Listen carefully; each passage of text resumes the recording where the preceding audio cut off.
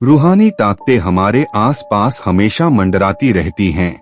उनकी एक अलग ही दुनिया होती है जो वास्तविकता में तो दिखाई नहीं देती, लेकिन कुछ घटनाओं से महसूस जरूर होने लगती है। ऐसी ही एक हवेली के भूत की है। दरअसल एक पुरानी हवेली है जिसमें कई साल पहले राजा महाराजा रहा करते थे, लेकिन अब वह वीरान पड़ी है क्योंकि उन राजाओं के वारिस देश से बाहर जा चुके हैं। हवेली की हालत जर्जर हो चुकी है। अब उसे मरम्मत की जरूरत है। इसके लिए शासन के नोटिस के अनुसार संपत्ति के मालिक को सूचित किया जाता है। कुछ दिनों में पूर्व राजाओं के वारिस में से एक लड़की हवेली में अपने बच्चे के साथ दाखिल होती है, जो कि उस जमाने के राजा के नाती की लड़की थी। उसका नाम उर्मिला था। उसके पति की कार एक्सीडेंट में मौत हो चुकी थी। अब वह विधवा हो चुकी है, लेकिन उसके पास उसका एक बेटा है जो 8 वर्ष का है और वह भी अपनी माँ के साथ हवेली आया है। हवेली बहुत विशाल थी, इसलिए उसकी साफ सफाई के लिए कई मजदूर बुलाया गए, जिन्हें चप्पे चप्पे की सफाई करने का ठेका दिया गया। किसी को नहीं पता कि हवेली के कोने कोने में कितने खूनी रहस्य छुपे हुए हैं। उर्मिला के आने के बाद हवेली की हवा रूहानी होने लगती है। ऐसा लग रहा था मानो कोई वर्षों से इंतजार कर रहा था इस हवेली के वारिस का। एक रात उर्मिला अपने कमरे में अपने बच्चे के साथ सो रही होती है। अचानक उसके खिड़की से एक पक्षी टकराकर मर जाता है। यह घटना अपने आप में असामान्य थी। पक्षी टकराते ही उर्मिला की नींद खुल जाती है और जब वह लाइट जलाकर देखती है तो डर से चीखने लगती है, क्योंकि उस कमरे की खिड़की से एक पक्षी फंसा हुआ था और उसके शरीर से खून की बूंदें फर्श पर गिर रही थी। नजारा इतना भयावह था कि वह अपने बच्चे को उठाना नहीं चाहती थी, लेकिन उर्मिला हिम्मत करके उस पक्षी को खिड़की से बाहर फेंक देती है। लेकिन इसके बाद उसे रात भर नींद नहीं आती और वह सुबह तक जागती रहती है।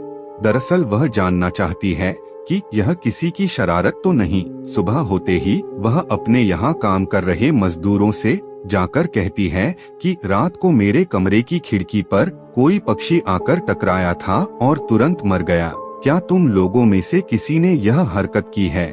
क्योंकि पक्षी खुद ब खुद तो खिड़की से नहीं टकरा सकता। मजदूर कहते हैं, नहीं, हमने तो खिड़की से नीचे किसी पक्षी को मरा हुआ नहीं देखा।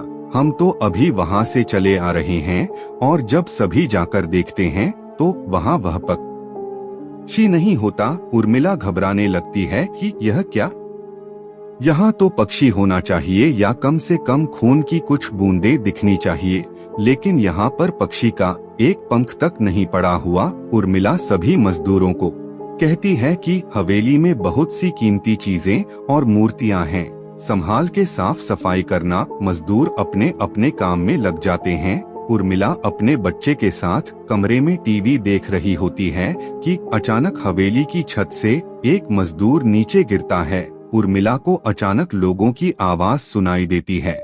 वह भागकर खिड़की से नीचे देखती है तो एक मजदूर की लाश पड़ी होती है। उर्मिला कमरे से नीचे आती है और इसके गिरने का कारण पूछती है।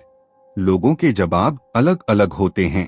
कोई कह रहा होता है कि इसने खुद आत्महत्या की है और कोई कह रहा था कि यह गलती से गिर गया है।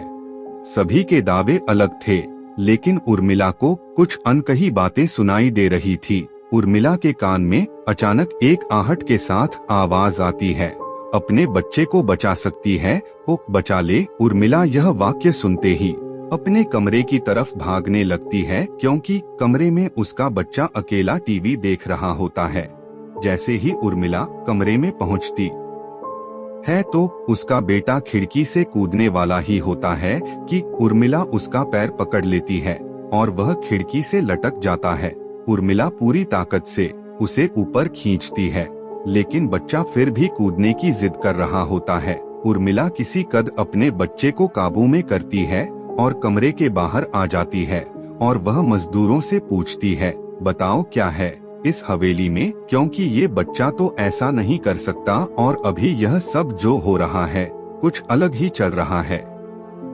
तभी एक बूढ़ा मजदूर उर्मिला से कहता है, बेटी ज्यादा जानना हो तो अपने पूर्वजों की कहानी पढ़ो, तभी तुम्हें इस हवेली का इतिहास पता चलेगा। इस हवेली की कहानी की किताब इसी गांव के सरपंच के घर में रखी होती है, जो कि बहुत साल पहले मर चुके थे, लेकिन अब भी उनके बेटों के पास वह किताब मौजूद थी। उर्मिला सरपंच के घर पहुंचती है और किताब ले लेती है।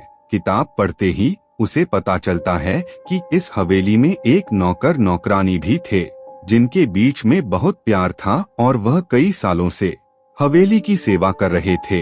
लेकिन एक बार रानी के शाही गहने चोरी हो गए और उसके शंका में राजा ने नौकरानी को चोरी की सजा दी और उसे जिंदा दफना दिया गया। उसके गम में उसके पति ने भी अपनी जान दे दी और उसके 1 महीने बाद ही उस राजा ने अपनी ही तलवार अपने गले में घुसेड़कर आत्महत्या कर ली। उसके बाद छोटे मोटे हादसे हवेली में होने लगे, जिस वजह से यह हवेली हमेशा के लिए बंद कर दी गई। कई सालों के बाद वहाँ कोई आया है, जिससे वहाँ रहने वाली आत्माओं को मौका मिल गया फिर से बदला लेने का। उर्मिला हवेली का रहस्य जानकर यहाँ से जाना चाहती है, क्योंकि उसे अपने बच्चे की चिंता है।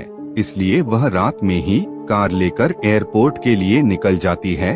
अचानक रास्ते में उसकी कार का एक्सीडेंट हो जाता है और कार पलटकर उल्टा हो जाती है, लेकिन दोनों को कोई नुकसान नहीं होता। उर्मिला अपने बच्चे को बाहर निकाल लेती है और सुनसान सड़क पर भागने लगती है। रास्ते में उसे एक कार आते दिखाई देती है और कार रोकने के लिए उर्मिला सड़क के बीच में खड़ी हो जाती है और अपनी मदद के लिए चिल्लाने लगती है। तभी अचानक कार वाला आकर कार का ब्रेक लगा देता है।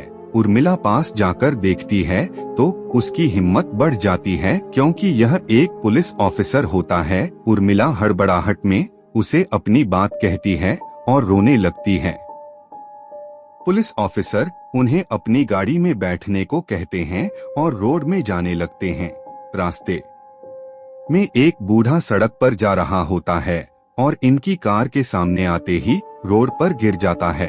पुलिस ऑफिसर गाड़ी से उतरकर उस व्यक्ति को देखते हैं। बूढ़ा व्यक्ति बेहोश हो चुका था।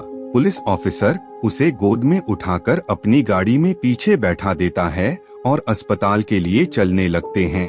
अचानक उस बूढ़े व्यक्ति का हाथ पीछे से पुलिस ऑफिसर की गर्दन तक पहुंच जाता है। पुलिस ऑफिसर छटपटाने लगते हैं और अचानक गाड़ी का ब्रेक लगा देते हैं। गाड़ी की स्पीड कम होने की वजह से कार वहीं खड़ी हो जाती है और ऑफिसर अपनी गन निकालकर बूढ़े की तरफ निशाना लगाकर गोली चला देता है। बूढ़े की सर में गोली लगने से भी उसकी जान नहीं जाती है। महिला और पुलिस ऑफिसर दोनों समझ चुके थे कि यह कोई भूत है। भूत को देखते ही उर्मिला अपने बच्चों को लेकर बाहर निकल जाती है और इसी बीच पुलिस ऑफिसर भूत की पकड़ से अपने आप को छुड़ाने में कामयाब हो जाते हैं। पुलिस ऑफिसर के बाहर निकलते ही तीनों बाहर रोड से भागने लगते हैं और कुछ देर भागते हुए उन्हें सड़क के किनारे जगमगाती लाइट्स दिख रही होती है। पुलिस ऑफिसर उर्मिला से कहते हैं कि मैडम यह एयरपोर्ट है, जल्दी चलिए। उर्मिला अपने बच्चों को लेकर एयरपोर्ट के अंदर पहुंच जाती है। एयरपोर्ट पहुंचते ही उर्मिला की जान में जान आ जाती है, क्योंकि पुलिस ऑफिसर की बहादुरी की वजह से उसके बच्चे की जान बच गई थी। लेकिन हवेली में भूतिया ताकतों का आधिपत्य अभी तक बना है और इसी के साथ खूंखार भूतिया कहानी खत्म हो जाती है।